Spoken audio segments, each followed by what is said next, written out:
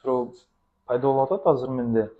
Азыр көпчүлүк эмеде эми учурда баягы сотрудниктерди, ошол жумушчуларды элдин көзүнчө мындай паска уруп, унижать этип, акырып урушуп, работа, жумуш берип атам мен бул жерден иштеп, начальниким, мен каалагандай сүйлөй алам деген сыяктуу эметип, ушинтип менеджерлар көрүп каласың да, көпчүлүк жерде. Ошол негизи туурабы же туура эмеспи? Ооба, кээ бир жерлерде ошондой маселелер болуп калат.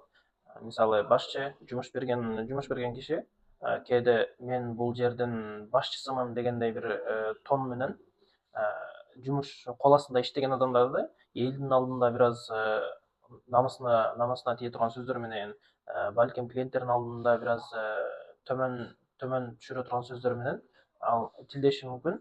Бул маселе такыр туура эмес бир маселе. Себеби эскертүүлөр болот. Сөзсүз жумуш болгон жерде эскертүү болот. Балким эскертүүдөн жана өзү айтып кеткендей, балким штраф болушу мүмкүн. Бирок бул маселе жеке маселесине.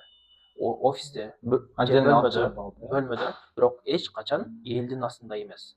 Элдин астында эгер төмөн түшүрө турган бир сөз менен айтса, бул эч убакта ошол жумуш берген кишинин аброюн көтөрбөйт, бирок жумушчунун аброюн ошол жерде түшүрөт. Балким ушундан келип чыгышы да мүмкүн, жумуштун акыркы күнү ошол күн болуп калышы мүмкүн. Себеби жумуш келишпестиктен.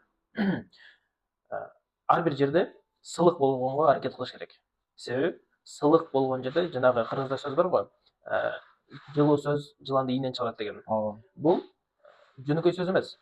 Бул нерсе негизи түпкүрүнө барып карасак, бул пайгамбарыбыздын сыпаты болгон. Пайгамбарыбыз дагы өзүнүн сахабалары менен дайыма сылык болгон. Өмүрүнүн башынан аягына чейин сахабалар менен болсун, өзүнүн дин душмандары менен, христиандар, башка диндегилер келип пайгамбарыбызга ошончо жылдар бою пайгамбарыбызга бир зулумдук кылган.